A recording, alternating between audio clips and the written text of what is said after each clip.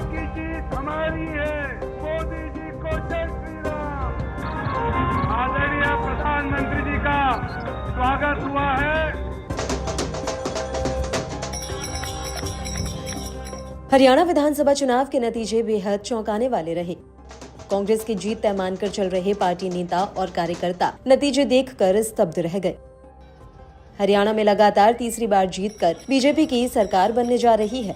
सभी कयासों पर विराम लगाते हुए बीजेपी ने ऐतिहासिक जीत दर्ज कर ली। वैसे तो हरियाणा में बीजेपी के जीत के कई कारण रहे, लेकिन इसमें मुख्य वजहें हम आपको बताते हैं। एक प्रमुख वजह हरियाणा चुनाव में जाट और गैर जाट वोटर्स के बीच वोटों का ध्रुवीकरण होना रहा।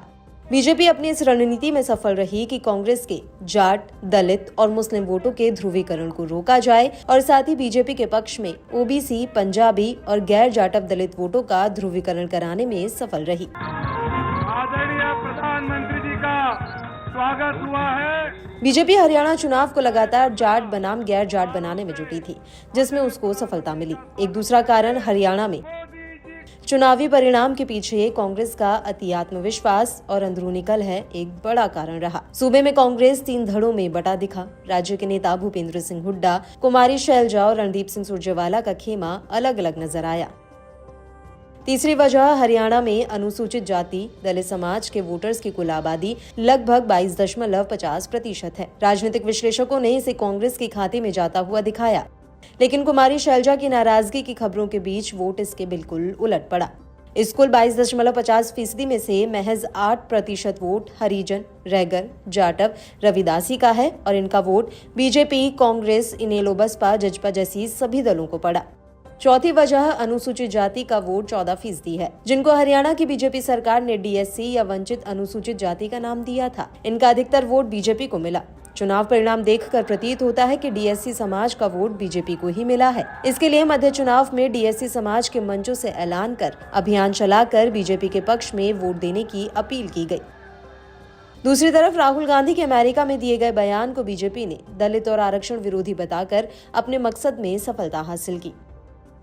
पांचवा कारण लोकसभा चुनाव की तुलना में हरियाणा में वोटिंग प्रतिशत में लगभग 3% की बढ़ोतरी का फायदा बीजेपी को मिला।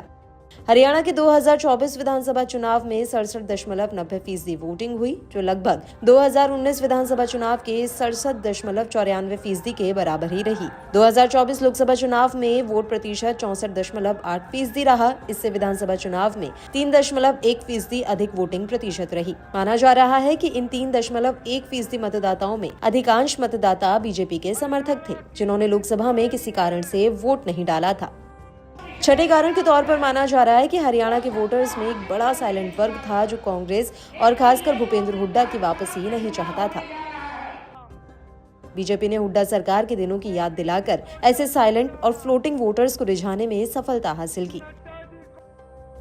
बीजेपी पहली बार 2014 में हरियाणा की सत्ता में आई। 2019 में वह अपने दम पर बहुमत से दूर रही, लेकिन जेजेपी की मदद से गठबंधन सरकार बनाने में कामयाब रही। हालांकि लगातार 2 कार्यकाल सत्ता में रहने पर एंटी इनकम्बेंसी का जोखिम तो रहता ही है। इसी जोखिम को खत्म करने के लिए बीजेपी ने लोकसभा चुनाव से ठीक पहले अपना जांचा परखा आजमाया दांव चल दिया। दांव था मुख्यमंत्री बदलने का। पंजाबी खत्री मनोहर लाल खट्टर की जगह पर उनके ही भरोसेमंद नायब सिंह सैनी को मुख्यमंत्री बनाया गया। अब चुनावी नतीजे बता रहे हैं कि बीजेपी का ये दांव भी कामयाब रहा है। मोदी जी को जय श्री राम। मोदी जी को जय श्री राम। मोदी जी विकास करो। मोदी जी विकास करो। हरियाणा की जीत हमारी है। हरियाणा की जीत हमारी है। हरियाणा की जीत हमारी है। भारत माता की। भारत माता की।